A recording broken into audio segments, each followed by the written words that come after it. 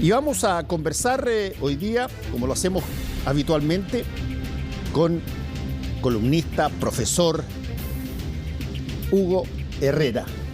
Gracias, Hugo, por estar una vez más con nosotros acá. Gracias por la invitación. A ver si es que ha pasado ya bastante tiempo y me gustaría ver, desde la última vez que conversamos, no estaba para nada tan, llamémoslo así, tan claro que eventualmente este nuevo texto constitucional iba o fuera a ser mayoritariamente rechazado. Había gente que decía que había que rechazarse, pero todavía había una expectativa muy grande la última vez que conversamos. De pronto esto ha empezado a decaer y empieza a contaminar un montón de cosas. Empieza a contaminar, por cierto, al Partido Republicano, que es el que tiene la mayoría en el Consejo y que eventualmente la capacidad de sacar un texto de alguna manera descansa sobre ello. Y eso mismo José Antonio Kast lo ha dicho, que él quiere un texto que se apruebe. Entonces hay toda una situación ahí que... ¿Cómo has estado viendo tú? Mira, coincido con el planteamiento general. Aquí hay una constitución que se vuelve un texto respecto del cual se empieza a volver difícil predecir qué va a pasar. Yo creo que hay que meter además en el cálculo el cambio del voto, que ahora es obligatorio. Sí. Porque eso en las dos últimas elecciones al menos ha mostrado resultados muy distintos a los que estábamos acostumbrados. Entonces, yo escribí tiempo atrás una columna que decía no vaya a ser que se apruebe, digamos, o algo por el estilo, porque podría ser, con los cambios de mayorías que hay, que los republicanos estén jugando a algo de ese estilo, digamos, a contar con el apoyo de ellos, Chile Vamos y algunos sectores desencantados de amarillos y demócratas, y con eso a lo mejor le están dando los números. Pero descartado eso, que es todavía política futurología, por decirlo así, y la futurología no funciona casi nunca. Creo que hay un tema que tiene que ver con algo que he venido planteando hace mucho tiempo, que es que la derecha chilena carece de pensamiento político. Tú has hablado varias veces acá de que lo que hace falta es lo que se denomina técnicamente un relato. Claro, porque así como en la izquierda del Frente Amplio, en la izquierda académico frente amplista, como podríamos llamarla, uno nota un discurso moralizante que le costó, entre otras cosas, la salida de Jackson. En la derecha siempre ha habido un doble juego entre economía y moral de alcoba, te diría, porque no es moral social, sino moral de temas sexuales, temas reproductivos, qué sé yo. Y ahí hay dos visiones a su vez, una liberal de Bópoli y una conservadora de algunos sectores de RN y sobre todo la UDI y ahora los republicanos, que son más duros en eso. Entonces, eso me parece que está entrampando el asunto, está entrampando la discusión, porque aquí se trata de definir un marco político, no un marco económico y de moral de alcoba. Se trata de definir las reglas según las cuales se van a establecer las distintas decisiones de contenido, incluidas las decisiones en el ámbito económico y en el ámbito moral, pero a nivel legal, a otro nivel, al nivel de la discusión política. En cambio aquí lo que se quiere hacer es algo parecido a lo que se hizo en la Convención 1, incurrir en un error categorial, confundir una discusión constitucional con deseos partidistas o partisanos en estos campos, en este caso económico y moral de alcoba, digamos. Ahora, es interesante como lo planteas tú, porque ha habido conversaciones, entiendo yo, sobre esta primera discusión que plantearon muy duramente, particularmente republicanos, pero más gente de la derecha, no hay que cargarle toda la mano a los republicanos, respecto a lo que tú denominas esta moral de alcoba o esta situación, incluso diciendo que había que revertir el aborto en las tres causales. Acuérdate que ahí hubo una discusión bastante fuerte en ese sentido, pero sin embargo no ha terminado en una situación como la que se pensaba. ¿Por qué? Porque eso está zanjado por el Parlamento ya, y eventualmente tiene más característica de ley que característica constitucional. Yo creo que ahí todos los sectores que quieren constitucionalizar una discusión que ya se dio en sede legislativa y a ganar oportunistamente, digamos, un debate que ya se había dado, no están viendo algo que es fundamental. O sea, si uno pregunta a nivel de público, digamos, ¿cuál es la posición respecto de las tres causales? Yo te aseguro que una amplia mayoría está a favor de las tres causales. E incluso más, yo diría que hay una gran mayoría que está de acuerdo con liberalizar todavía más el aborto. Entonces, capaz que estén actuando contra sus propios principios, porque por querer pasar este triunfo que no corresponde hacerlo en sede constitucional y saltarse la discusión legislativa, que es donde debe darse este tipo de discusiones, con participación de la opinión pública, con tiempo, con intervención de los medios de prensa, qué sé yo, podrían estar arriesgando que la vuelta de mano venga mucho más cargada y que les pasen la máquina desde el otro lado. Así no se construye un país. Mira, esto me recuerda mucho y demuestra que las élites están en otro mundo, digamos, en otro planeta, no viendo la situación política. Me recuerda mucho las discusiones teológicas que se produjeron durante el siglo XIX. Desde la cuestión del sacristán, pasando por las ley de matrimonio, todas las leyes civiles en el fondo que le fueron quitando peso a la Iglesia Católica, la derecha y la izquierda se dedicaron a hablar de temas teológico-morales y la religión de pronto se convirtió en la política, pero no se vio la política y no se vio la política durante décadas. ¿Y cuál fue el resultado? Bueno, la crisis del centenario. Al final había aparecido un nuevo pueblo, un proletariado, qué sé yo, ligado a la minería sobre todo, muchos desplazamientos sociales, y de pronto estalla, y los discursos políticos estaban en el siglo XIX, y ni siquiera los radicales tenían una concepción de Estado social. Fue Valentín Letelier el primero dentro del mundo radical, pero por ejemplo Enrique McKeever, nada, era dejar hacer, dejar pasar a la Adam Smith, digamos. Y estalla la crisis social y vienen las matanzas, pues Santa María, La Coruña, San Gregorio, Marusia, qué sé yo. O sea, me recuerda un poco eso, que por querer darse gustos al final y no mirar a la patria en su conjunto y la situación popular en su conjunto, ciertos grupos políticos están trancando la posibilidad de que el país cuente con algo que no tenemos y que no podemos no tener, un símbolo de unidad nacional, digamos. Ahora, tú ahí tocas una hebra, lo estamos viendo también en el Medio Oriente, tocas una hebra central, que es el rol de la religión en la vida cotidiana de las personas. Nadie pone ninguna objeción a que una persona tenga la confesión de fe que quiera. Pero otra cosa es cuando la confesión de fe te obliga como ser humano, como ciudadano. A ver, ¿qué significa una cosa como esa? Tú estás viendo que en Israel hay, que está gobernado hoy día en gran medida por los grupos más extremos religiosos de Israel. Y tienes también, por cierto, a todo el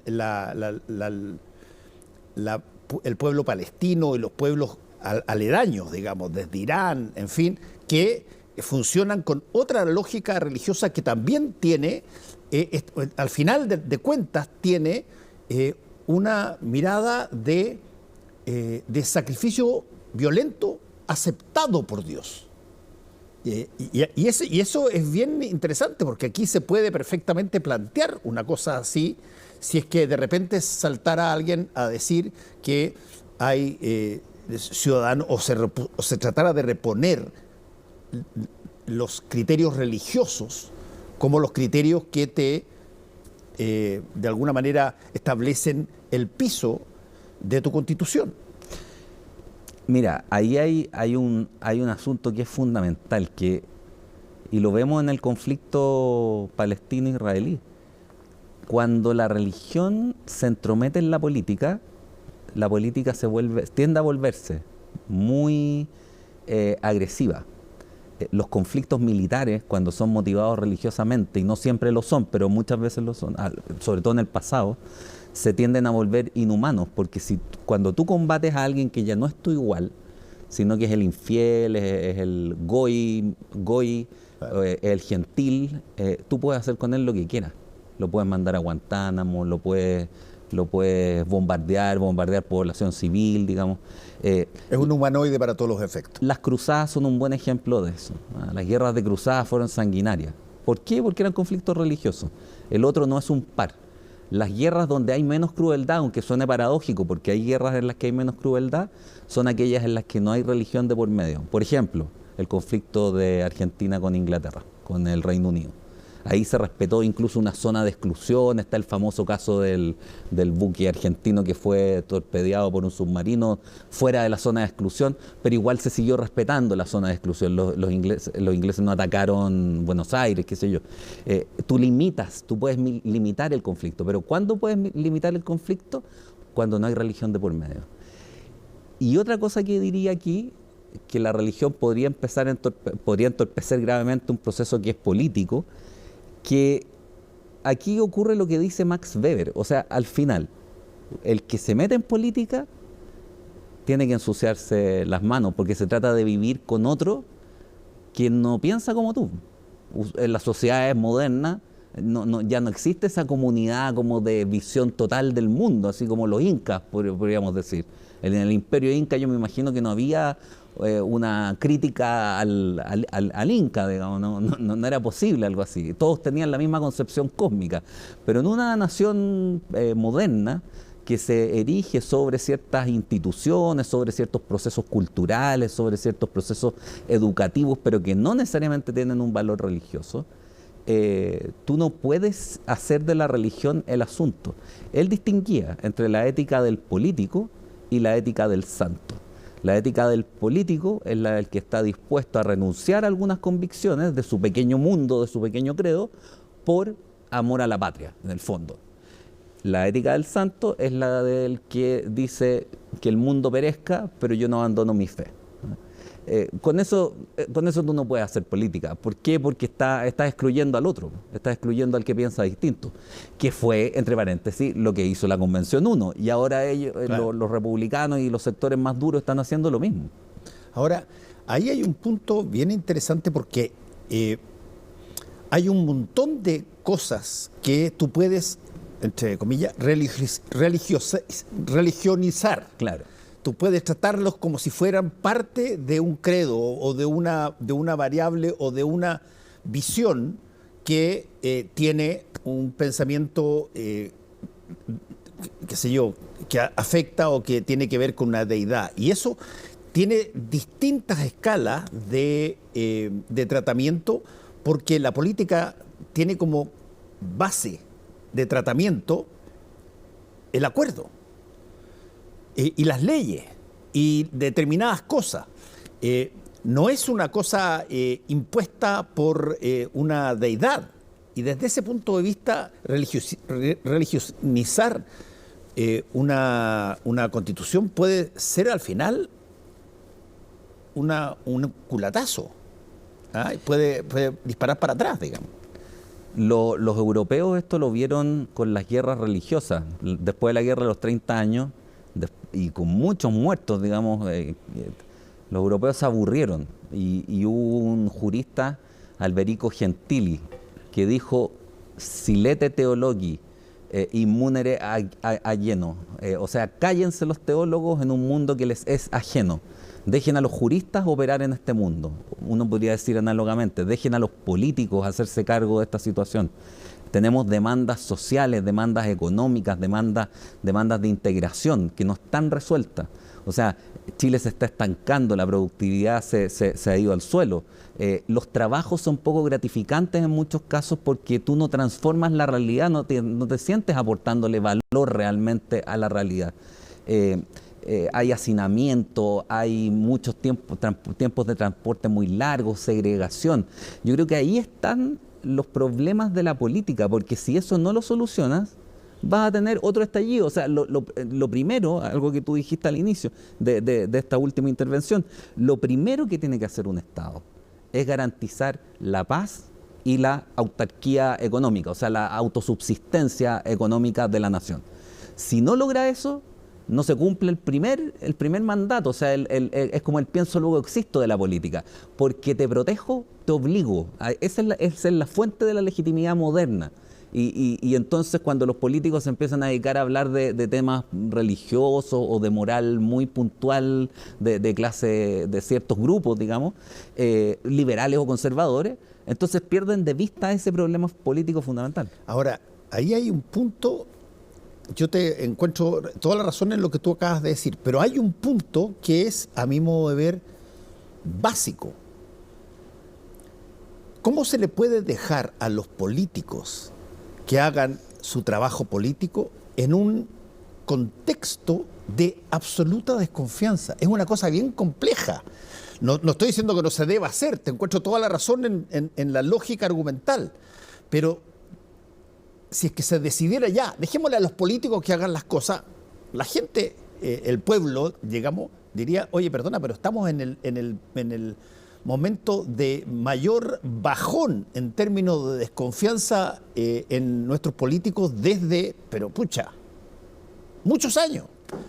Y ahí hay una situación que tiene en algún momento que transformarse en algo que genere expectativa, que genere algo de esperanza.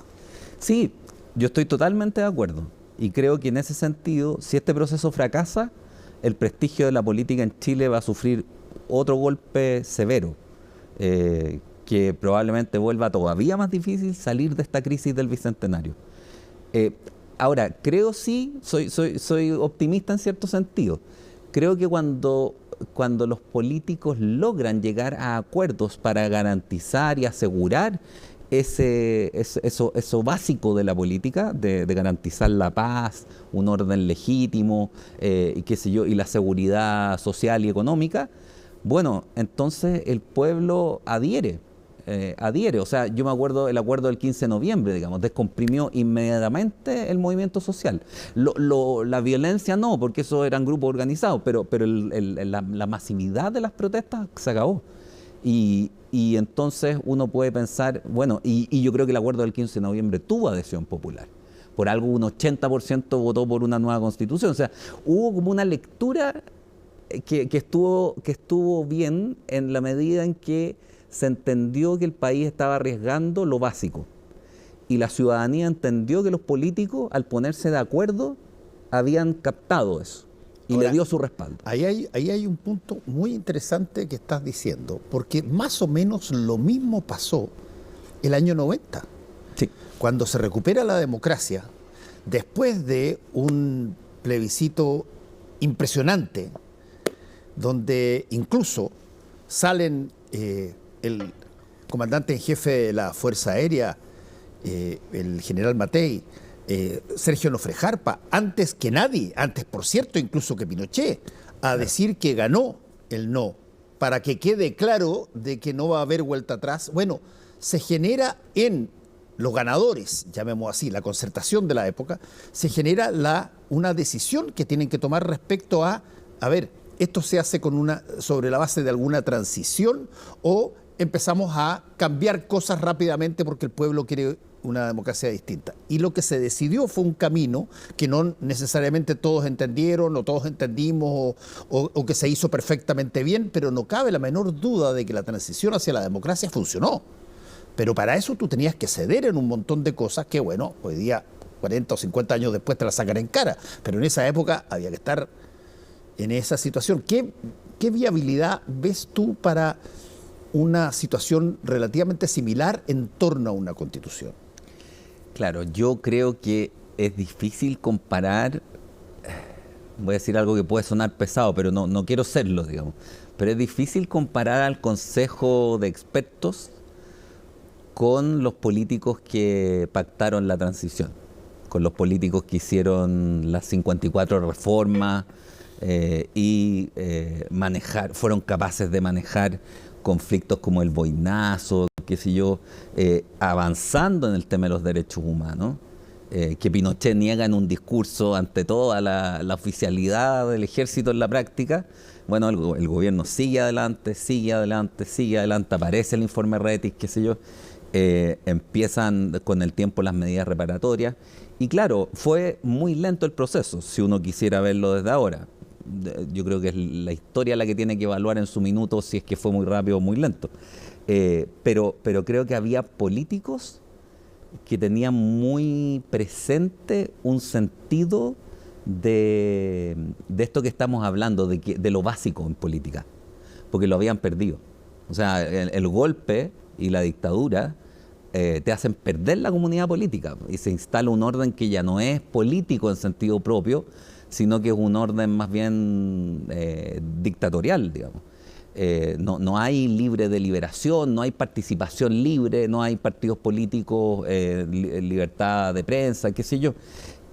Y porque lo habían perdido, entendían su importancia, entendían que los gobiernos no se pueden sustentar eminentemente en la fuerza, sino que tiene que haber una ligazón con el elemento popular.